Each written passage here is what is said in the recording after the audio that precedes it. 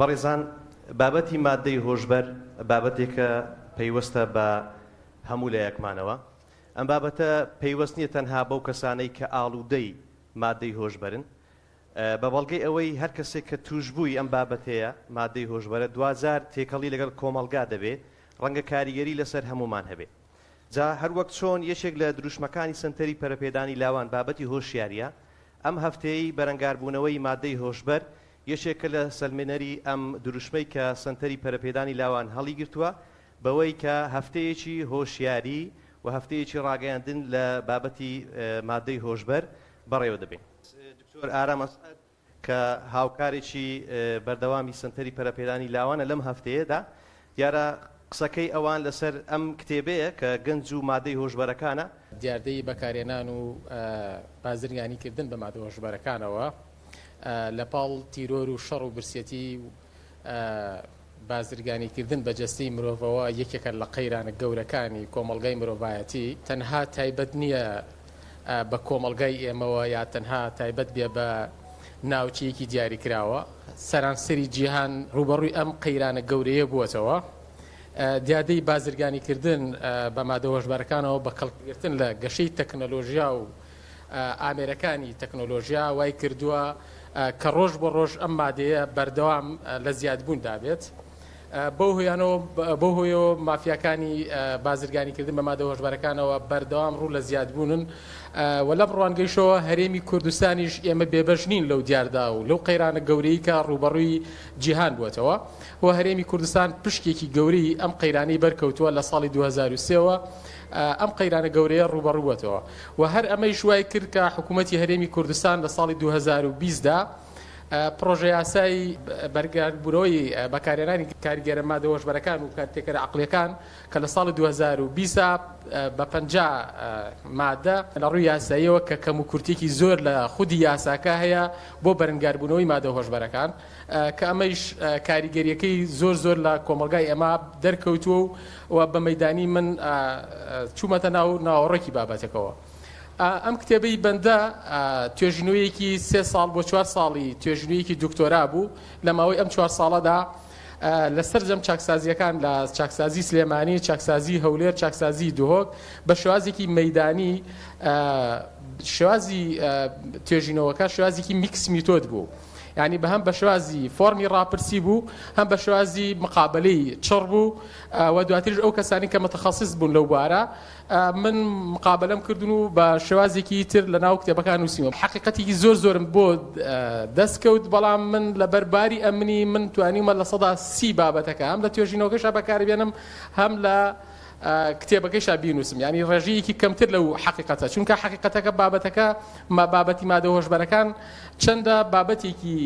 کۆمەڵایەتیە، سێوەنە بابەتێکی سیاسی و حاڵەتی ئەمنی و ئەو شتانەی لە ڕوانگەوە هەیە کەواتە تۆ ناتوانین لەو ڕوانگەوە زۆر بچیتە ناو ناوەڕۆکی بابەتەکانەوە. لە کۆمەڵە شوێنە من وەساوم نەمتوانیوە بچمە ناو ناوەڕۆکی بابەتەکەوە. بەڵام ئەوەی جێگەی داخە کە زۆربەی ئەو کەسانەی کە ئالوودەی مادە هۆشبەرەکان بوون زۆربیان ئەو ڕێژەیە کە هەبووە ڕێژەی گەنجانن، ینی ڕێژەیەکی ئەجگار گەنج تووشی مادە هۆشبەرەکان بوون. توێژینەوەکە تا 15 دەی 2022 کە توێژینەوەکە تا بڕوارە، چونکە ڕۆژ بە ڕۆژ ئەوانەی کە لە چاکسازیەکانە هەیە زیادە بن و کەمە بن، بەڵام تا بڕوارە 840 کەس لە ناو زیندانەکانە بوون کە ئەوانەی کە حکم دراون ئەوەی کە من باسیەکەم ئەوانەی کە مادەی هۆشبەریان بەکارێنەوە. ئایا تیجارەکان وانە ئێمە لەوە زۆر قسەمان لەسەر نەکردووە، ئەو کەسانیش کە ئافرەت بوون هەر بەکارمان نێنەوە، بەس تەنها لە چاکسازی گەورانە ئێمە ئەو ئامارەمان دەستکەوتووە کە چاکسازی گەورانی سلێمانی، چاکسازی گەورانی هەولێر، چاکسازی لە ناو کتێبەکەشە ناوی ئامارەکانمان دەستنیشان کردووە کە بە چه شێوازەکە تا ئەو کاتە 840 کەس بەکارهێنەری مادە هۆشبەرەکان بوون کە لە 170 بۆ لە 180یان دانی لە 704 کەسیان تەمەنیان لە نێوان 18 ساڵ بۆ تەمەنی 34 ساڵ بووە، کەواتە تۆ چینی گەنجان زۆربەی هەڵگری مادە هۆشبەرەکانن. بەڵام بەپێی ئەو ئامارانە کە تۆ قسە لەسەر بابەتی مادە هۆشبەرەکان لەسەر یەک کەس ئەگەر گیرابێت ئەبێ حسابی زەڕبی 10 نەفەری بکەیت، چونکە زۆربەی ئەو کەسانە ناگیرن. ئێمە حاڵەتە ئەمنیەکان لە کوردستانە ڕەنگە ڕێژەکە زۆربەی کەسەکان کە ئەگیرێن ئەوانی کەسی فەقیر و هەژارن، چونکە لە ئەسنای توێژینەوەکەشە ئەزانی کێ دەگیرێت. ئەوانی کە گیراون کەسانی فەقیر و کەسانی پێوەبووی مادە هۆشبەرەکان کەسە تیجارە گەورەکان و بازرگانە گەورەکان و کوڕە مەسئول و کوڕە بەرپرسەکان ئەمانە ئەو حاڵەتێکە و ناتوانانی قسەی لەبارەوە بکەیتەوە بێ وردەکاری ئەوە بزانی کە ئەم ڕێژەیە ڕۆژ بە ڕۆژ لە زیادبووندایە لە ڕووی جۆری مادەی هۆشبەر ئێمە سێ جۆر مادەی هۆشبەرمان هەیە مادەی هۆشبەرمان هەیە سروشتیە مادەی هۆشبەرمان هەیە نیمچە سروشتیە مادەی هۆشبەرمان هەیە دەستکردە یان کیمیاییە چۆن موادە خراپەکان یەنە ناو هەرێمی کوردستانەوە موادی ئیکسپایرەکان یعنی کێشەکەی لەوایە موادی مادە هۆشبەرەکانیش کێتە ناو هەرێمی کوردستانەوە موادە خراپەکەیتە ناو هەرێمی کوردستانەوە ئەوەی کە سەرف بکرێت ئەوەی کە خەڵکی کێشە موادە هینەکەیە موادە کیمیایەکەیە لە 155 ئەوانەی کە مادەی هۆشبەر بەکارێن جۆری موادی کیمیایی و جۆری سێمە جۆری یەکەم و دووەم تا ڕادیە گەشتا باشترێکە هەرچەنە ئەگەر قسە لەسەرەوە بکەین لە 10 کیلۆ تلیاک 1 کیلۆ مۆرفین بەرهەمێت کە نیمچە سروشتیە جۆری مادە هۆشبەرەکان ئێمە جۆری مادە هۆشبەرەکانمان هەیە مادەی هۆشبەرمان هەیە سروشتیە نیمچە سروشتی و دەستکردەکان بە ڕێژەیەکی ئێجگار بەکارهێنرێت وەکو موادی شیشە یا کریستاڵ ئەو جۆرە موادانە زۆرترین ڕێژەی مادەی هۆشبەر لە هەرێمی کوردستانە و جادەی موادە کیمیایانن ئێمە مەرزێکی سنووری نێودەوڵەتیمان هەیە لەگەڵ وڵاتی ئێرانە وڵاتی ئێران و پاکستان و ئەفغانستان کە ڕێژەی هیلالی تەلایی پێدەوترێت کە زۆرترین ڕێژەی مادەی هۆشبەران لەم وڵاتانەیە وڵاتەکانی تریشمانەیە وڵاتەکانی بۆرما ڤۆنزوێلا ینی لە 4 ناوچەی جیهانەوە مادە هۆشبەرەکان بەڵام ڕێڕەوی بازرگانیەکەی ئەوەی کە لە هەرێمی کوردستانەیە لە وڵاتی ئێرانەوە زۆرترین ڕێژەی مادە هۆشبەرەکان کە وڵاتی کارێنەری مادە هۆشبەرەکانە بەرهەمهێنەریش ئەفغانستان و وڵاتی پاکستان و وڵاتی ئێرانە ینی لە بەرهەمهێنانەکانە بەڵام ئەم ڕێڕەوە هاتوێتە ناو هەرێمی کوردستانەوە لە تورکیاشەوە تەئسیراتی بووە بەڵام ئەوەی کە هەیە لە هەرێمی کوردستانە ئەوانەی کە زۆرترین ڕێژەی مادەی هۆشبەر ناوچە سنووریەکانن ئێمە ناوچەی زۆرترین ناوچەی زاخۆ ناوچەی سۆران ناوچەی ڕانیە هەڵەبجە پێنجوێن خانەقین ئەو شوێنە سنووریانە زۆرترین ڕێژەی مادەی هۆشبەری تایە بەڵام ئێستا کێشەکە لەوایە مادە هۆشبەرەکان لە ناو شارەکانە ڕێژەکە زۆر بەرز دەبێتەوە چونکە حکوومەتی عراقی بەپێی ئەو هینە هەیە ئامارانە هەیە لە 150 خۆیان کە قسەکەن لە 150 گەنجانی عراق هەڵگیری مادە هۆشبەرەکانن یعنی هەر هەفتەی پێش و ڕۆژی سێشەممە کێڵگەیەکی مادەی هۆشبەر لە جنوبی عراقا لە نزیک بەغداد دۆزراوەتەوە کە 7.9 مادەی هۆشبەری تیادا بەرهەم هاتووە یعنی لە هەرێمی کوردستانیشا ڕەنگە ئاگادار بن لە چەند مانگی ڕابردووە لە منتیقەی بازیانیشا یەکێک بوو لە کارگەکان کارگەی مادە هۆشبەرەکان جۆری مادە کیمیایەکانیان بەرهەمهێناوە یعنی زۆرترین ئێستا ڕێژەکە لە ناوچەکانی کەرکووک و ناوچەکانی خوارووی عراقن ئالەم شوێنانە زۆرترین ڕێژەی مادەی هۆشبەرەکان بەرهەمهێنرێت و ئاڕاستی هەرێمی کوردستان یا جاری وایە ئێستا هەرێمی کوردستان بۆتە شوێنێکی ترانزیتی بەرهەمهێنانی مادەی هۆشبەرەکان کە لێرە دەچێتە بۆ وڵاتانی تر زۆربەی ئەو کەسانەی کە مادەی هۆشبەر ئەکێشن پێشینەیەکی پێشوەختەیان هەبووە ینی پێشینەکە چییە پێشوەختە ئەوانەی کە هەبووە لە کۆی فۆرمی ڕاپرسیەکە کە کراوە ئەوانەی پێشتر جگەرەیان یا خواردووە یا مادە کحولیەکانیان کێشاوە یا نێرگەلەیان خواردووە ئەمە پێشوەختە هەبووە جاچووە بۆ مادەی هۆشبەرەکان بەڵام کە کاتێک یەکێکی تر لەو خاڵانە کە پرسیارێکی ئایا کە چوویتە دەرەوە ئایا مادەی هۆشبەر ئەکێشیتەوە یا نایکێشیتەوە لە 135 دەڵێت جارێکی تر ئێمە ئەیکێشینەوە یعنی زۆر بە ئازادانە ئەوانەی کە لەناو چاکسازیەکانیشا هەیەن زۆربەی کە گیراون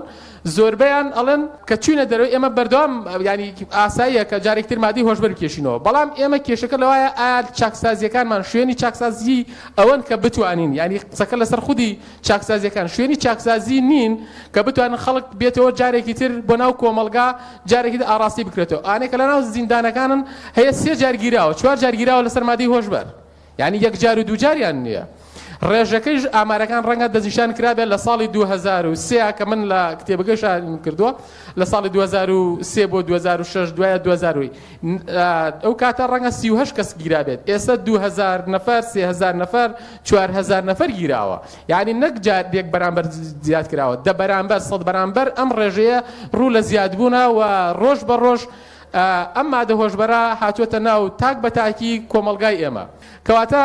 مێژووی مادە هۆشبەرەکان لە هەرێمی کوردستانە زیادە و هەبووە و شتێکی تازەش نییە بەڵام ئەوەی کە تازەگەریە لە ساڵی 2023ەوە قسە لەبارەوە بکرێت لە ڕووی یاساییەوە ئێمە تاسە یاسایەکمان نەبووە لە ساڵی 2020 یاساکەمان بۆ دەرکراوە بەڵام یاساکانیش جێبەجێ ناکرێن ینی ئەوانەی هەیە بۆ خەڵکی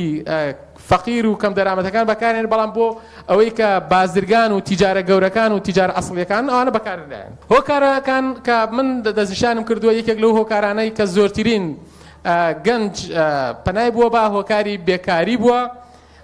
نایەکسانی و نادەتپەروەری لە دابشکردنی داهاتی وڵاتە کە زۆربەی گەنجەکان بێکار بن. لە ناو سجنا مقابلەی کەسێکم کرد گەنجێک وتم چۆن مادەی هۆشبەرت بەکارێنا، ئایا بە تەمای جارێکی تر بەکاری بێنیتەوە؟ وتی بەڵێ جارێکی تر چوومە دەرەوە لەوە باشتریش بەکارێنمەوە و ئیسراحەتیشم زۆر ئێستا مرتاحم کە لە ناو سجنیشام. وتم هۆکارەکەی چییە؟ وتی من کاتی خۆی مادی هۆشبەرم نەکێشاوە و هیچی نەکەم نەکردووە، بەڵام کرێکاریم کردووە و کرێکارێکی زۆر ناڕەحەت و عەزیەتێکی زۆر و ئەوانە. کەسێکم ناسیوە لە ڕێگای ئەو کەسەوە کە مادی هۆشبەری تیجارەتیان بە مادی هۆشبەرەوە کردووە و باندەکان بوون. وتی منیش لەو ڕێگایەوە کەسێکی تر مناسیوە چووم سیلاحم خستۆتە سەرسەری، وتمە ئەگەر منیش فێر نەکەیت و منیش لەو باندە بەشدار پێ نەکەیت ئەو کوژم. وتی کاکە منیش بووم بە دوای فترەیەکی کەم بووم بە خاوەنی زەوی و vێلا و خانوو و ئەو شتانە. وتی ئایا ئێستا پرسیارێک لە تۆکەم؟ وتی ماوەسا من مادەی هۆشبەر بکێشم باشە بڵێم بیهێنم و تیجارەتی پێوە بکەم و بیکێشم باشە یا بچم کرێکاری بکەم؟ وتی لەوا خانوو و vێلا هەموو شتێکم سندووە. وتی ئێسش گیراوم لەبەرەوەی باندەکە ئیعلان نەکەم، هەر ئەمە حقیقەتێکی هینی بوو. وتی لەبەرەوەی باندەکەی ئیعلان نەکەم من هەموو مانگێک ئەوەی کە تیجارە گەورەکەی هەموو مانگێک دەفتەرێکم پێداد لە ناو سجنام لە سجنەکەیش لە چاکسازیەکەیشا سێژەمە خواردنم هەیە، ساڵێکیش دەفتەرێک ئەخچێتە سەر حسابەکەی من. 3 ساڵ حکمی فلان کەسم خواردووە لەسەر مادە هۆشبەرەکان کێشاومە، من حکمی ئەو کەسە ئەخۆم. یعنی ئەمە یەکێکە لە دۆسیەکانە تقریبا نزیکەی 20 دانە دۆسیە 30 دانە دۆسیە، ینی بە ڕووداوی حەقیقی کە ئەمە کارەساتە بۆ ئەم وڵاتە کە بەم شێوازە گەنج و بێکار بێ نەتوانێت ئەم جیلە جوانە گەنجە نەتوانێت بیخێتە سەر پێی نەخواتە ئیشی پێ بکەیت کەواتە ئەمە کارەساتەکە بەم شێوازە ڕوادات. لاواسی جێبەجێکردنی یاساکان بۆ کۆمەڵی خەڵک ئەوانەی کە بازرگانن لە یاساکەش لە مادەی 26 تا مادە 32 باسی سزاکان ئەکات. سزاکانی مادە هۆشبەرەکان جاری وایە ئەڵێ بە 20 ملیۆن غرامە، جاری وایە بێ 5 ملیۆن غرامە کەسێک کە کیلۆی مادی هۆشبەری کێشابێ. بازرگانەکە ئاساییە بەلایەوە نەک 20 ملیۆن 30 ملیۆنیش بات 40 ملیۆنیش بات، چونکە هەر لە 1 کیلۆ مادی هۆشبەر زانی چەندێت داهاتی دەسەکەوێت. 10 کیلۆ تریاکە کە بیبات و بیگوازێتەوە بە وڵاتێکی تر ئایا ناتوانێت 10 جار باجەکە بدات؟ کەواتە ئەمە کارەساتەکە لێرەوە ڕوەدات. وڵات هەرێمی کوردستانی شوێنێکی ترانزیتی مادە هۆشبەرەکانە، یعنی بێجگە ئەوەی کە مادە هۆشبەرەکان لە هەرێمی کوردستانە بڵاوە بێتەوە شوێنێکی ترانزیتی مادە هۆشبەرەکانە، یعنی لێرەوە مادی هۆشبەر بە وڵاتانی ترەچێت. یعنی زۆربەی ئەو کەسانە کە لە پشتیۆن ئەبێ وردەکاریەکەی کەسانی تر بە دوایە بڕۆن کە سەیاساییەکان بزانن ئەو هۆکارانە چین لە هەرێمی کوردستانە ڕۆژ بە ڕۆژ ئەمە گەشە ئەکات. زۆرترین ئەو کەسانی کە هەڵگری مادە هۆشبەرەکانە ئەو گەنجانە لە ڕێگای هاوڕەکانیانەوە، هاوڕێی خراپ یەکێک بۆ لە تەئسیرە گەورەکانی کە لە ڕێگای هاوڕێی خراپەوە ئەو کەسە فێری مادە هۆشبەرەکان بووە. یەکێکی تر لەوانە هەڵکەوتەی جوگرافیای ناوچەکەمان هەڵکەوتەیەکی کراوەیە کە لە هەموو شوێنێکەوە دەتوانێت بەبێ هیچ فلتەرێک دەتوانێت مادی هۆشبەر بێتە ناو هەرێمەوە، هەرچەنە دەستگاکانی ئاسایش و پۆلیس هەوڵێکی جدیە دەن لەو بارەوە کە بتوانن ئەو کەسانە ئەو باندانە بگرن، بەڵام ئەوەی کە گیرێ کەسەکانی ترن کەس ئەسڵیەکان و سەرچاوە ئەسڵیەکەی کە مهمە ناگیرێن. زۆر سپاس دکتۆر ئارام مسعەد، نووسەری کتێبی گەنج و مادەی هۆشبەر، دیارە بە پوختی ناوڕۆکی کتێبەکەی باس کرد. بەڕێزان لایەنێکی دیکە پەیامە ئاسمانیەکانە کە بەڕاستی بۆ ڕێکردنی ژیانی مرۆڤایەتی هاتووە. لەو نێوەندەشدا بەڕاستی ئاینی پیرۆزی ئیسلام ڕۆڵێکی کاریگەری هەیە لە بۆ هۆشیارکردنەوەی کۆمەلگا بە شێوەیەکی گشتی. لێرەدا دەرفەت دەڕەخسێنم لە بۆ دکتۆر عەبدوڵڵا حەداد بانخواز و سەرۆکی دەستگای نووری حیکمە بابزانی شەریعەت چۆن باسی ئەم بابەتەی کردووە و چۆن مامەڵەی لەگەڵدا بکەین. فرمو جنابي السر. الحمد لله والصلاة والسلام على رسول الله وعلى آله وصحبه ومن والاه. ربنا آتنا من لدنك رحمة وهيئ لنا من أمرنا رشدا. لا سرت هذا سباسي سنتري برفيدان لا واندكم خواهي كورباتاش خير تام داتو براستي بابتشي زور جرينجا خواهي قورب ما كاتا هوكاريك لبوي كبتوين سنول لبو بابت دابندرين ولينقرين زياتر قرآن وكتاني أو ملتا بوشوي برو هالديرو برو جهنم بردري خوا بنامندا يا ربي.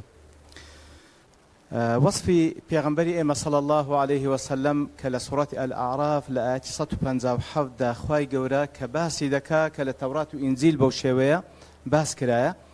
دا فرمي الذي يجدونه مكتوبا عندهم في التوراة والإنجيل يأمرهم بالمعروف وينهاهم عن المنكر ويحل لهم الطيبات ويحرم عليهم الخبائث.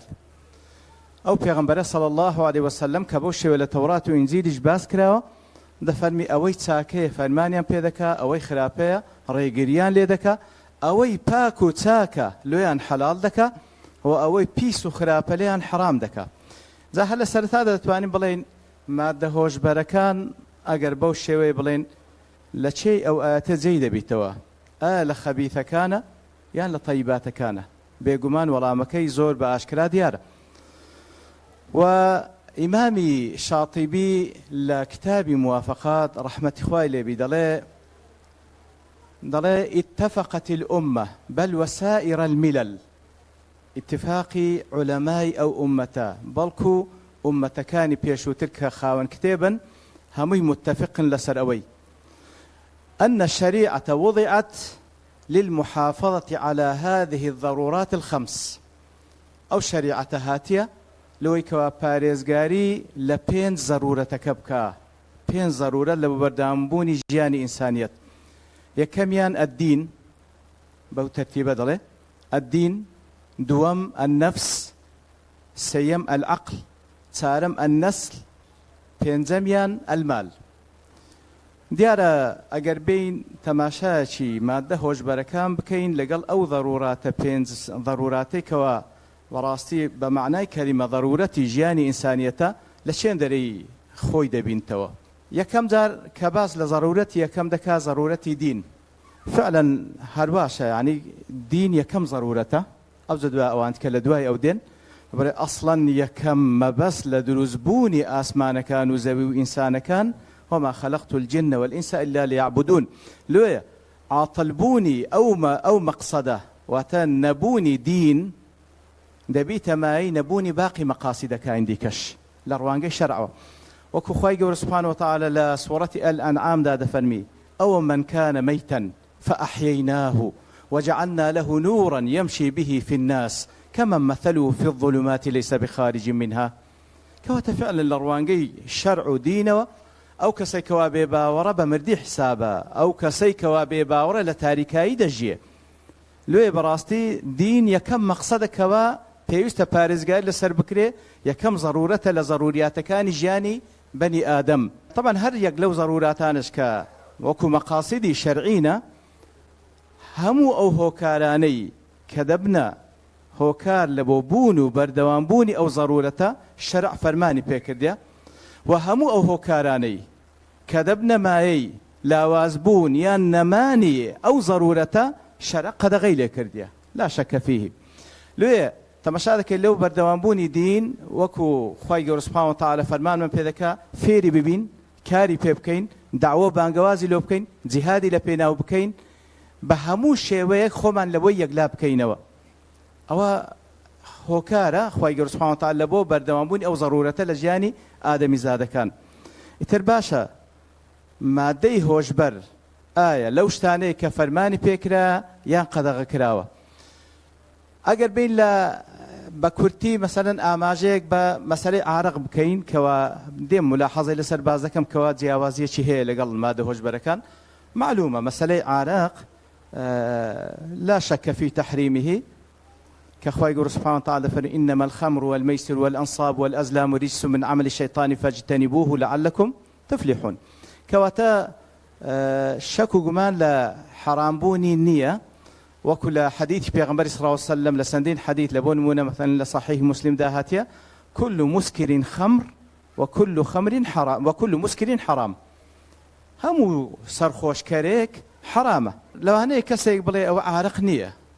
أو مادەی هۆشبەرە هەلە سەر ئەساسەش پێشەوەی بین ئێرە جەنابی ماوەستا جەنابی کاکتۆر ئاماژەیەش پێکرد لە وڵاتێکی وەکو ئێران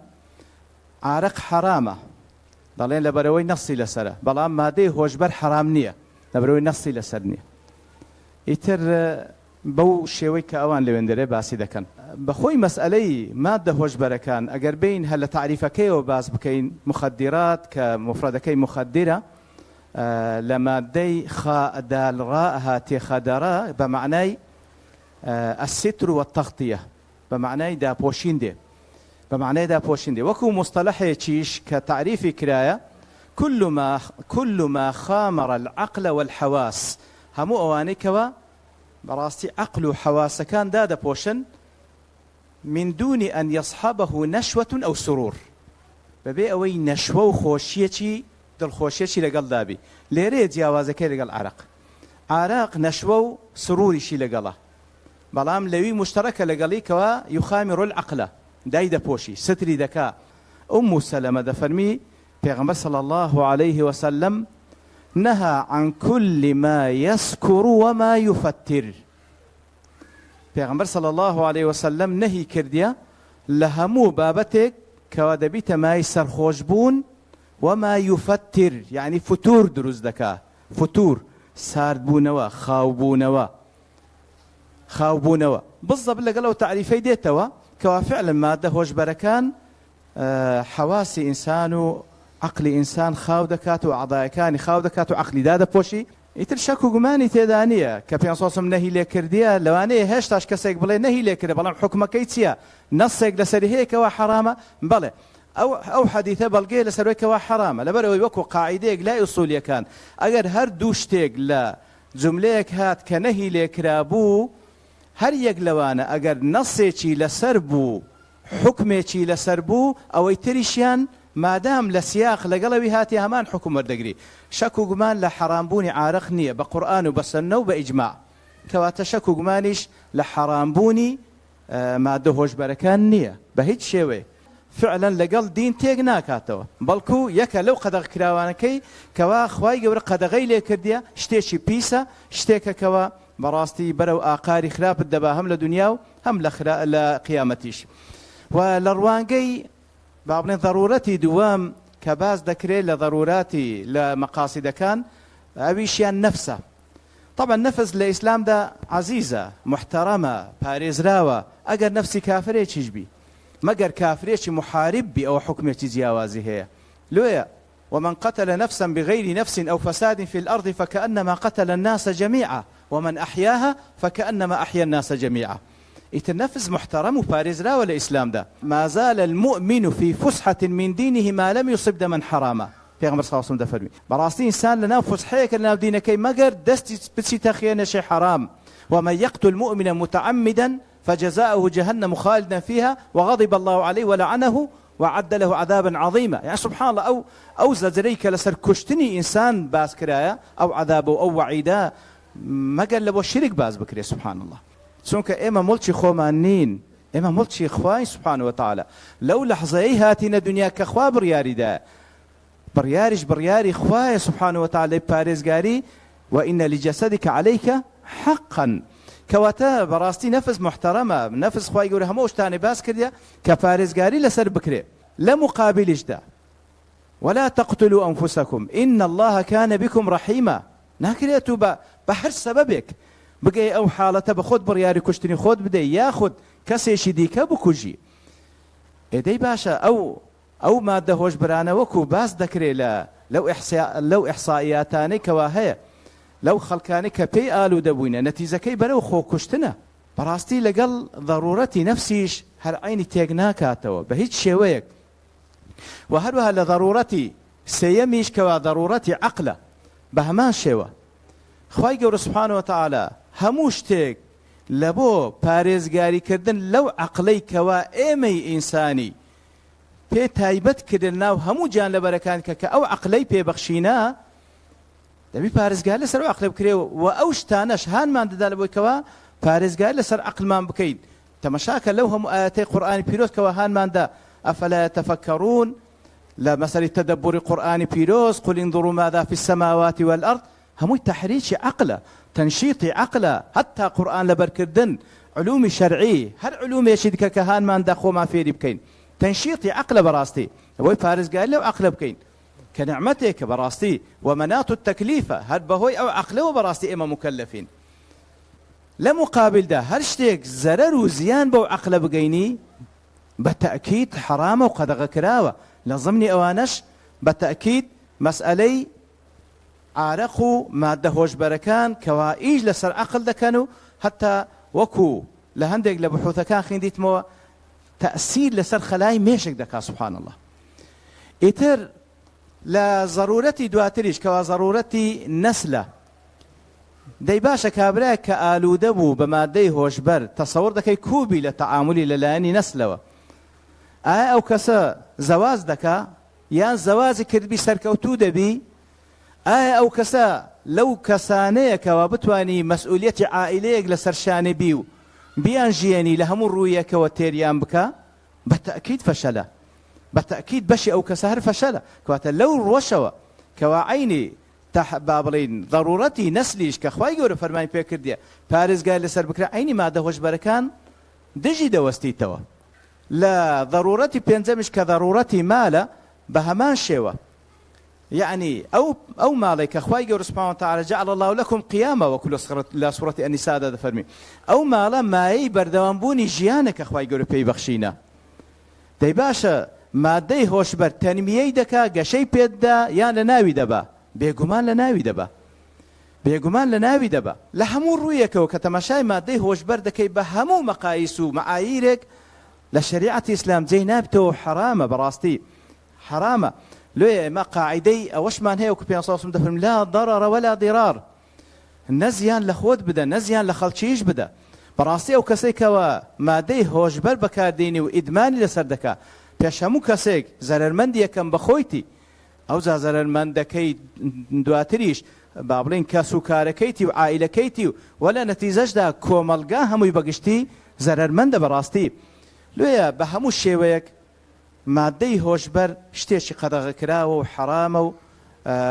و بەڕاستی پێویستە ئەوەش بڵین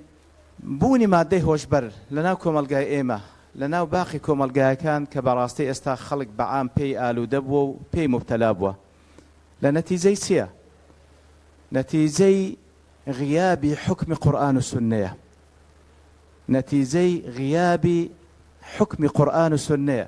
کە وەڵڵاهی هەموو بەرەکەتێک لەژێر سایە قورئان و سوننەدایە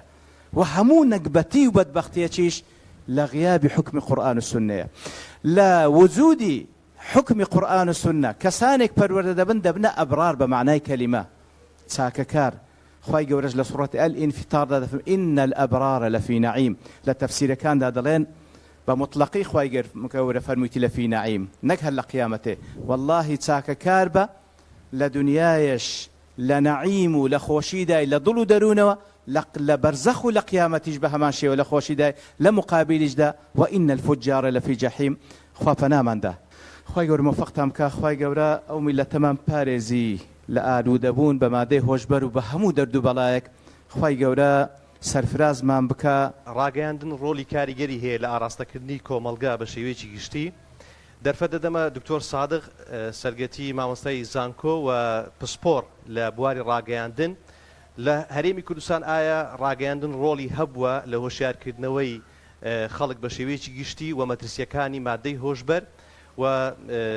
هەروە تێبینیەکانی جەنابی لەم بابەتە چییە؟ فەرموو جەنابی دکتۆر. ئەگەر بچن بۆ ئێران سەفەرێک بکەن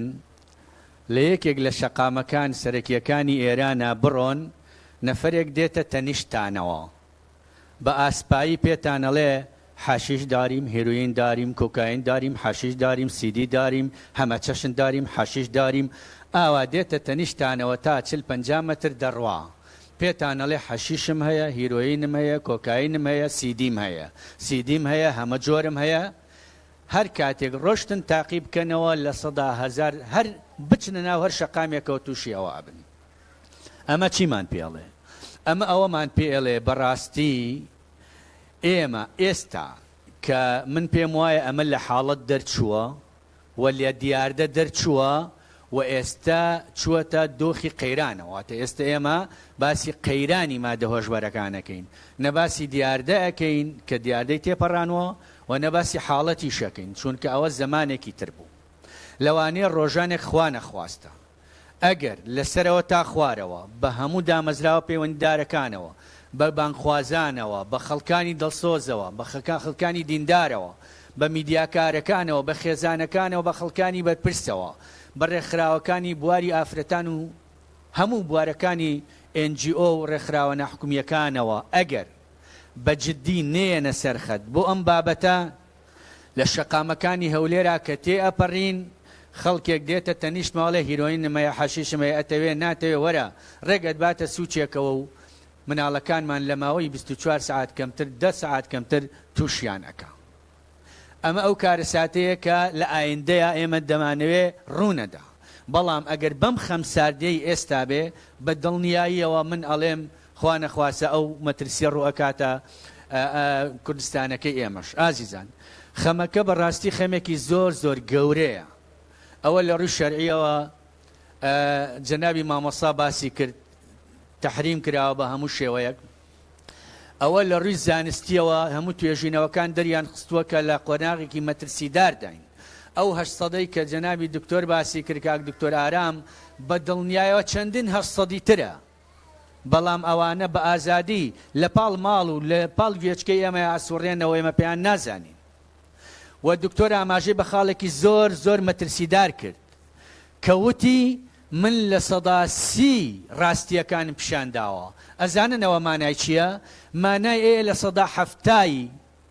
بابەتێکە کە تۆ ناوێری باسیکەی لەوانەیە بگەی بە شوێنێک بەرپرسێکی لە پشتەوە بێ، کەسێکی پلەباڵای لە پشتەوە بێ، بگەیتە شوێنێک ئیتر لەوانەیە ژیانی خۆت لە مەترسیا بێ. لەم نقطەیە من دێمە سەر ڕاگەیاندن، لەم خاڵەیە دێمە سەر ڕاگەیاندن. سەرەتا ئایا ڕاگەیاندنی ئێمە ئێستا وەزعی چۆنە؟ بە چەند وشەیەک بۆتان ڕوونەکەمەوە. ئایا ئەم جۆرە ڕاگەیاندنە کە وەزعی ئاوایە ئەتوانێت ڕوبەڕووی قەیرانێکی ئاوا گەورە بێتەوە؟ بەڕێزان، ڕاگەیاندنەکەی ئێمە ئەوەیە بەرنامەیەکە ئافرێتێکیان هێناوە، ئافرێتەکە بە بەرچاوی هەمومانەوە دەڵێ پشیلەکەی من لە مناڵی هەر هەمووتان عاقڵترە، هەر هەمومان. باشە؟ ئەمە میدیای ئێمەیە. ئایا میدیایەک کە بۆ خۆی تەورێکی هەڵگرت بێ لە ڕیشەوە ئاین و عادات و تەقالید و دابوونەریتی ڕسەنی کۆمەڵگەکەمان ببڕێتەوە بە پلان، بە بەرنامە، بە ئەجێندا، خەمی ئەوەیەتی مناڵەکانی ئێمە تووشی مادەی هۆشبەر نەبێ؟ خەمی ئەوەیەتی کۆمەڵگەی ئێمە تووشی هۆشبەر نەبێ؟ بەدەیان نمونەی زیندووی لەو جۆرەتان ئەتوانم پێ بڵێم کە میدیای ئێمە ئێستا لە چەند قۆناغێکی مەترسیداردایە. میدیای ئێمە بە ناوی میدیای تەندروستەوە ئافرەتێکی ڕاپی ئەمریکی هێناوە لە ناو میترۆیە پیشانی داوە ئەڵێ بە خەڵکی ئێمە و کچان و ژنانی ئێمە ئێوەش بۆ ئازاد نین لەسەر شەقامەکان و لە ناو پاسەکان و بە بەرچاوی خەڵکەوە ممارەسەوە بکەن کە شیر بە مناڵەکانتان دەنووسڵ لە هیچ نەکەنەوە. باشە؟ لەوانەیە هەموو شتان بینی بێتان. ئەمە میدیای ئێمە. بەڕێزان، کەواتە میدیای ئێمە ناڵێم میدیای باشمان نییە، بەڵام میدیا باشەکە کە ئەوە لە خەمی بۆ نمونە نیشتیمان و وڵات و وەکو ئەڵێن دین و ئاین و ڕەوشت و عادات و تەقالیدایە لە چاو ئەو میدیایەی کە لە هەوڵی بەڕاستی ڕیشەکێشکردنی بەها جوانە باڵاکان و لێدانە لە پیرۆزیەکان و لە بەها پیرۆزیەکان و لە جوانیەکان و لە ئاین و لەوانە زۆر لاواز و کەمە. خاڵی سێەم ئەوەیە ئێمە بە دوو شێوە ئەتوانین وەکو ڕاگەیاندن ڕوبەڕووی ئەم مادە هۆشبەرانە بینەوە. ئازیزان، یەکەم بە جۆرێک لە کاری ڕاگەیاندن کە پێی ئەوترێ investigative journalism، الصحافة الاستقصائية، پێی ئەوترێ ڕۆژنامەگەری بنکۆڵکاری. ڕۆژنامەگەری بنکۆڵکاریە ئێستا لە دنیاە کە ئەتوانێ گۆڕانکاری دروست بکە،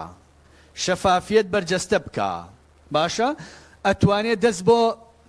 دەستلێنە دراوەکان ببە، ئەتوانێت بێتە زمان حاڵی خەڵک کە بەداخەوە هەتا ئێستا ئێمە لە هەرێمی کوردستان ئەم جۆرە ڕۆژنامەگەریەمان نییە، واتە ڕۆژنامەگەری بنکۆڵکاریمان نییە، سەحافەی ئیستیقسائیمان نییە. لەسەر ئاستی وەکو حاڵەت و دیاردە چەند ڕۆژنامەنووسێکمان هەیە ئیشیان کردووە، هەندێکیان هەر دەربەدەر بوون، هەندێکیان مەترسی ژیانیان لەسەرە، هەندێکیان ستۆپیان پێکراوە، واتە خۆیان و خێزان و عایلەیان لە مەترسیان. ئەم جۆرە ڕۆژنامەگەریە لە هەرێمی کوردستان ئێمە تا ئێستا نیمانە.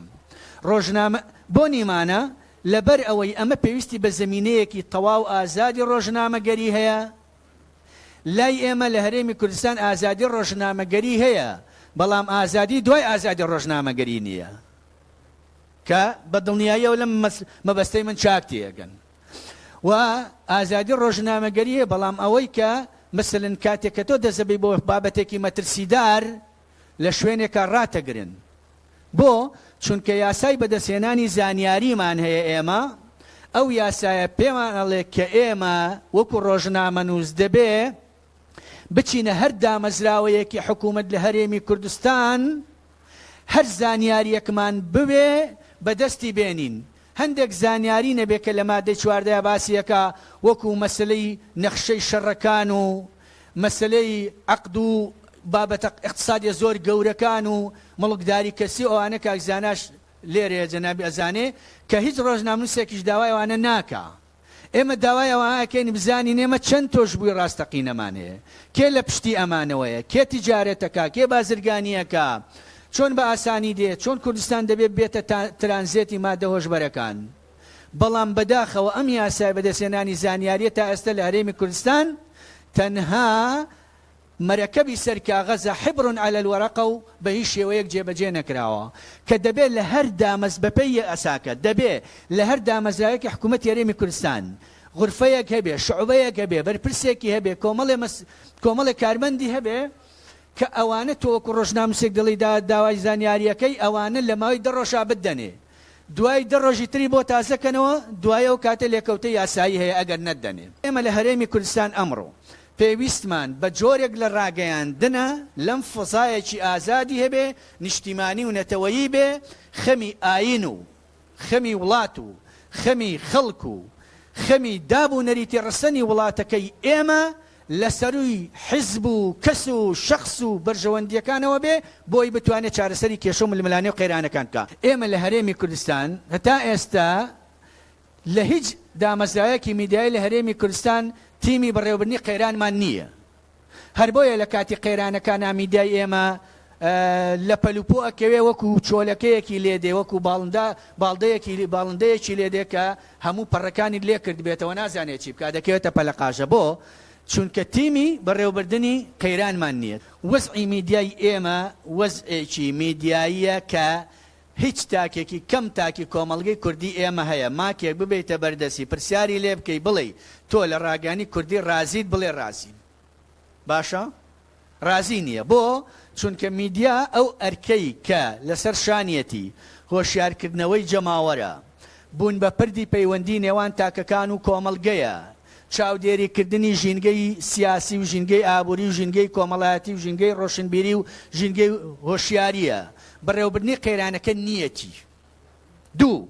ئێمە لە هەرێمی کوردستان پێویستمان بە جۆرێک لە ڕۆژنامەگەریە کە پێوترێ ڕۆژنامەگەری بن کۆڵکاری ئەمە ئەم جۆرە ڕۆژنامەگەریەیە کە کۆمەڵگە ئەگۆڕێ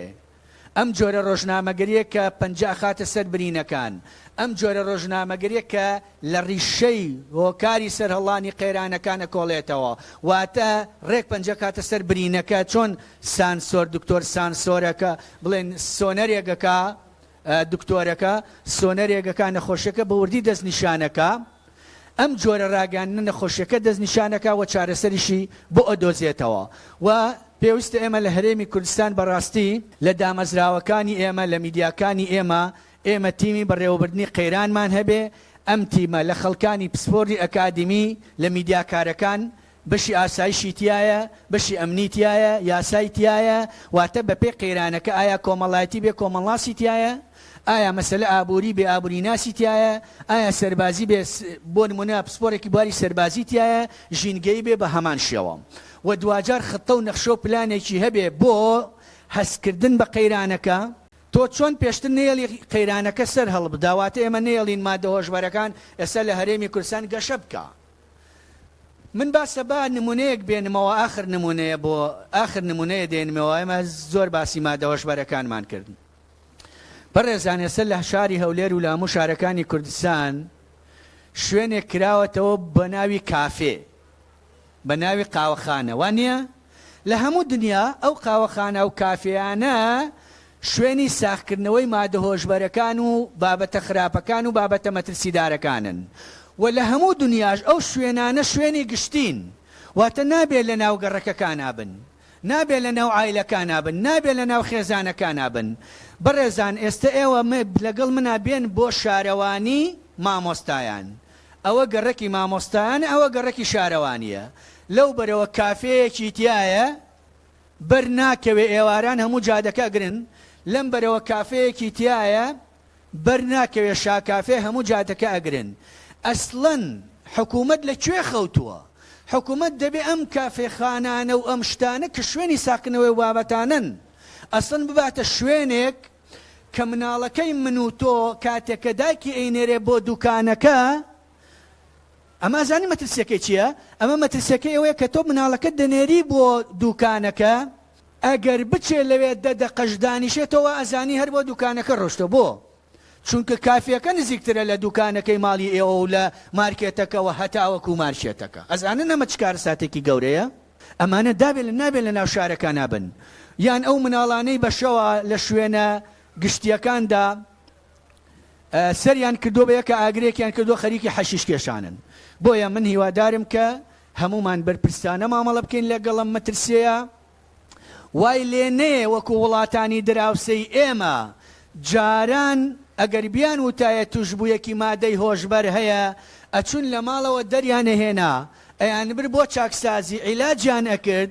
ئێستا ئەوەندە زۆر بووە لە ناو شەقامەکانی خۆیانە بە بەرچاوی پۆلیسەوە بە بەرچاوی ئاسایشەوە شێت بووە و جێش بووە و حۆل بووە و ئەڕوا ئەسڵن ئاوەڕیشی لێ نادەنەوە بۆ چونکە لە کۆنتترۆڵ دەرچووە بۆ چونکە ئەسڵەن زیندانەکان گیان نابێتەوە بۆ چونکە شوێنی چاکسازی جێ نابێتەوە بۆیە ئێمە بێ هەنگاوی پێشوەختە بنین کە ئینشاڵڵا کۆمەڵگەکەمان لەو مەترسیە پارێزین بەڵام ئەرکی زیاتر دەکەوێتە وەکو مامۆستا فەرمووی دەکەوێتە سەر خەڵکانی دیندار و دڵسۆز و بانخواز و مامۆستایانی ئاینی کە ئەو سنتەری پەرەپێدانی لاوانە خی گەورە پاداشتی خێریان بداتەوە هەفتەیەکیان ڕاگەیاندووە وەڵڵاهی بە ساڵ ڕاگەیاندنیش ئەم بابەتە چارەسەر نابێ چونکە ئێمە وەکو میدیاکارەکان دەڵێن ئەبێ بابەت مەترسیدارەکان هەمیشە باسییان بکەین مامۆستای ئاینی دەبێ هەمیشە باسی بکە حتا ئەبێ مامۆستای ئاینی بابەتێکی تری باس کرد بابەتە مەسیح هەر هەموو بۆ نمونە هەفتەیەک شتێک هەر لەمە باسکە ئەگەر بۆ 2 دقەش بێ 3 دقەش بێ والسلام عليكم ورحمة الله وبركاته